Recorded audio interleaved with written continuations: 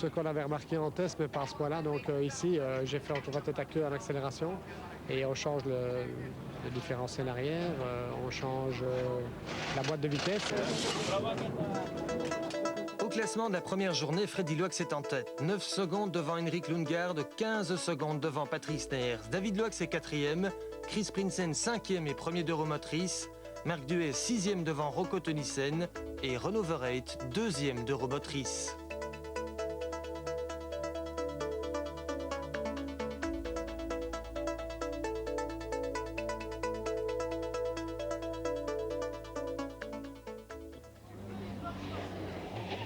Coup de théâtre au départ de la deuxième journée.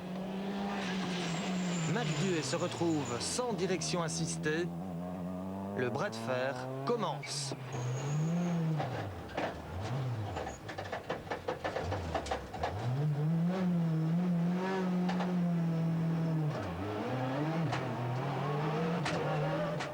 Chez Seat, on est inquiet.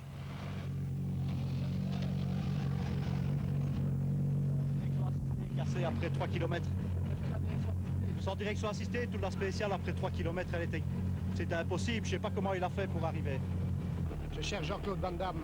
Vous savez, le monsieur Monde, là. Il est à Knock, mais c'est con, il se marie, sinon. Sans direction assistée, lui, il aurait pu faire la spéciale. Mais vous êtes quand même arrivé. Je me demande comment.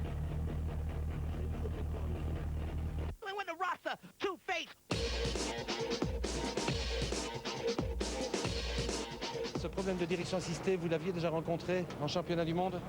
Non, parce que le problème vient d'un capteur de pression qui était monté sur la ligne de direction assistée pour faire des mesures de pression direction, mais qui n'est pas normalement sur des voitures de course. Provoqué par quoi cette panne?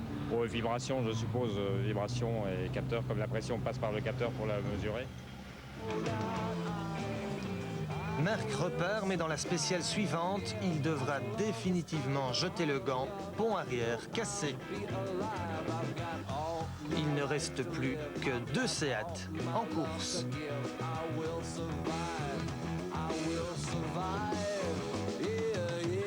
En tête, Lundgaard et Sneyers sont toujours derrière Loax.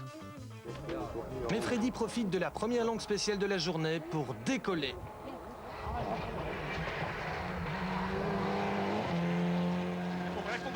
Om links daarvoor laden en even couperen. Om rechts daarvoor couperen. En wordt 100 rechts onder de 2, diep couperen. 100. Links, sluit naar links onder 20, couperen. 100 even links daarvoor, 50 links daarvoor. En Trevor 75 links onder de 12 naar huis, even couperen. 50 tot voor.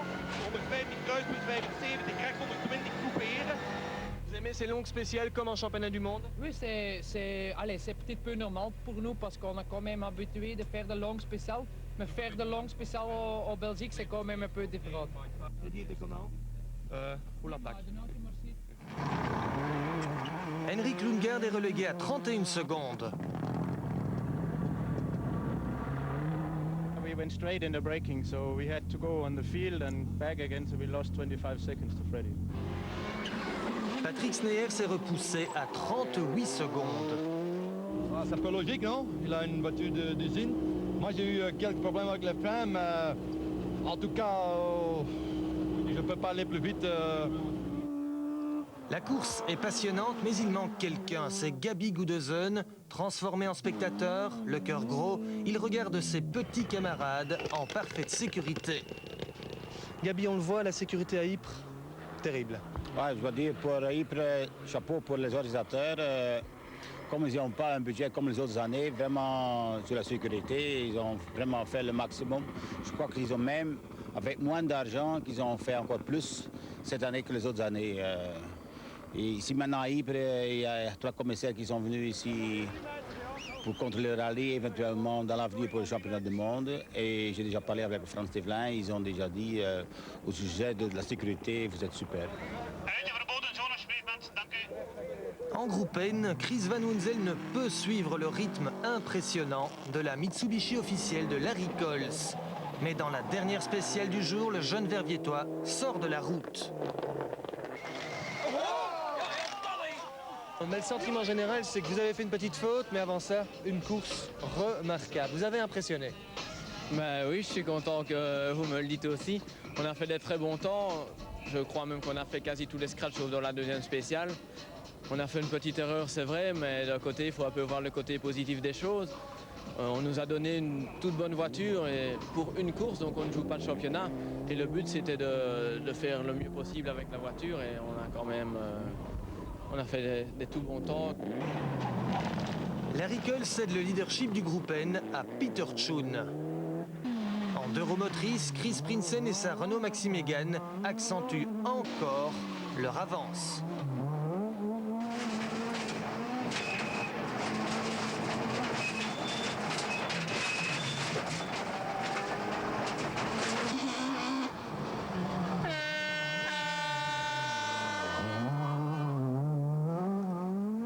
Renault Verheid va de plus en plus vite. Lorsque sa Seat Ibiza s'arrête, un capteur électronique a lâché. Alors regardons dans le futur, demain c'est quoi? C'est le Condro avec une World Rally Car et ça vous fait sourire, hein?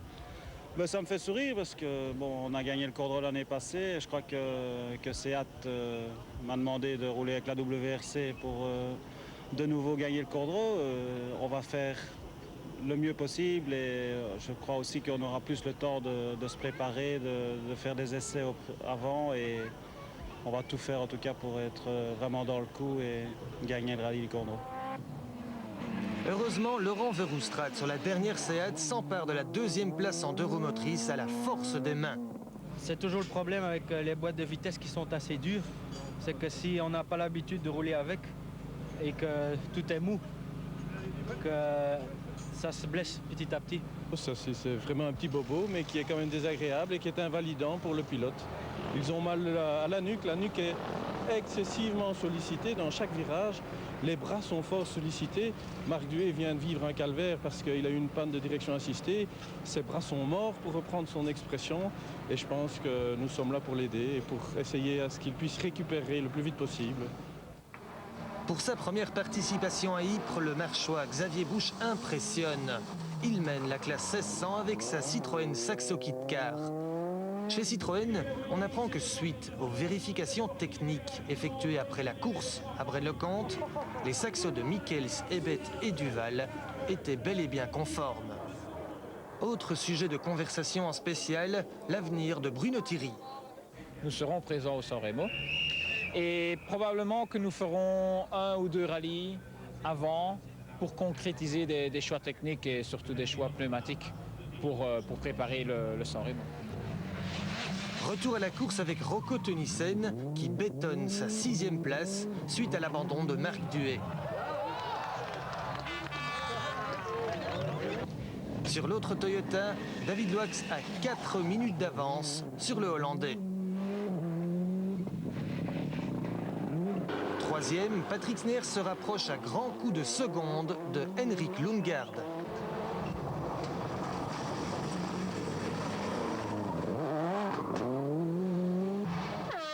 En tête, Freddy Loax freine toujours plus tard.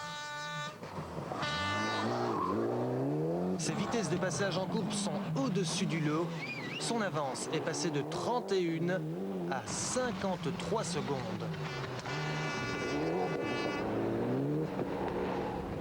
Je veux te dire qu'aujourd'hui, on a roulé avec une très bonne voiture et c'est peut-être à cause de ça qu'on roule très vite. Et le pilote? Le pilote n'était pas mal, il était très bien en forme aujourd'hui et il n'a pas fait d'erreur et ça c'est le plus important aussi. Classement après 2 journées de course, Freddy Loax possède 53 secondes d'avance sur Henrik Lundgaard et 1 minute 11 sur Patrick Sneers. 4e David Loax, 5e Chris Prinsen, 1er d'Euromotrice, 6e Rocco Tønnesen, 7e Laurent Verhoustraat, 2e d'Euromotrice devant l'Italien Bertone. À Ypres, vous êtes à nouveau plus de 250 à avoir signé la charte d'honneur de Responsible Rally Supporter. Continuez, vous serez 20 000 en l'an 2000. Dimanche, Xavier Busch et sa Citroën réalisent le sans faute et gagnent en 1600 d'Euromotrice.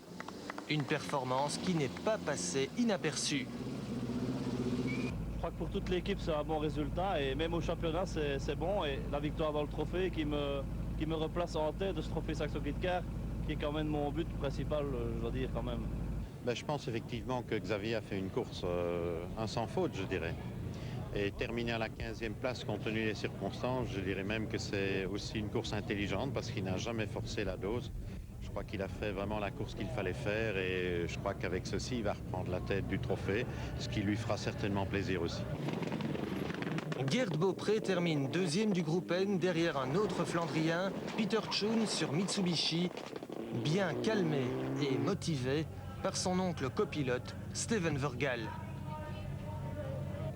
Je dois remercier mon oncle 1000 fois qu'il me donne cette opportunité. En plus, je ne voulais pas partir ici à Ypres après 2 tonneaux consécutifs. J'avais plus de morale et il m'a obligé d'être ici. Constamment conseillé par le champion allemand Erwin Weber, Laurent Verhulst et sa Seat terminent à une excellente 2e place en 2 roues motrices. On n'a vraiment rien eu comme problème sur la voiture aussi, c'est un team formidable et la relation avec Erwin Weber était formidable. 6e, le Hollandais Rocco Tunissen était là pour apprendre les pièges de la région du Westhoek. Son contrat est rempli. 5e et vainqueur en 2 roues motrices, Chris Prinsen reprend la tête du championnat inter à Pascal Gaban avec sa Renault Maxi Mégane. On a réalisé une bonne opération et oui, on est de nouveau en tête du championnat. Et en plus maintenant, Pascal n'a plus de joker non plus, donc on commence la 2e partie du championnat au même niveau, je dirais. Pour son premier rallye avec Cédric Pirotte comme copilote dans la Toyota WRC, David Loax termine 4e et surtout premier jeune pilote derrière les 3 intouchables. Voilà David, 4e, c'est un bon résultat. Ouais, je crois qu'on n'aurait pas su faire mieux ici. Je pense qu'on s'est amélioré tout au long du rallye, on s'est approché d'eux. Dans les 2 dernières spéciales ici, on fait des super temps. Et je crois que c'est ça le principal. Il faut prendre de l'expérience et mettre les gaz l'année prochaine. Il m'a tout de suite mis en confiance. J'ai vu qu'il savait faire ce qu'il voulait avec l'auto. Elle était parfaitement réglée. Et bon, toute l'équipe est derrière lui. Il fait un boulot formidable. Et vraiment, il ira très loin. Patrick Sneers est à l'attaque. Il essaye d'aller chercher la 2e place du Danois Lundgaard. Niet te ver couperen. 250. Links 55. Niet couperen. Links 55, niet couperen. Wordt rechts 70, à fond, bergaf. 100, rechts 80. Wordt cuvette en rechts 70. Voilà Patrick, 3e, c'est bien, c'est pas bien? Ouais, je pense que je peux être content de ma course. J'arrive à 7 secondes de la 2e place, mais c'est un peu dû à un manque de compétition, je pense. C'est seulement ma 2e course cette année. Et manque d'expérience avec cette voiture. On n'a fait que 40 km ou 50 km d'essai avant la course. La voiture est arrivée très tard. Henrik Lundgaard ne gagnera pas encore Ypres cette année. Il est 2e.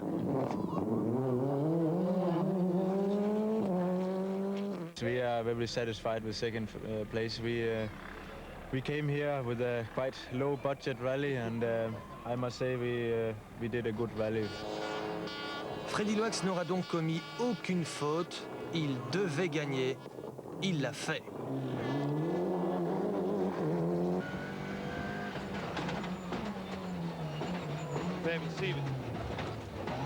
Links 63 couperen.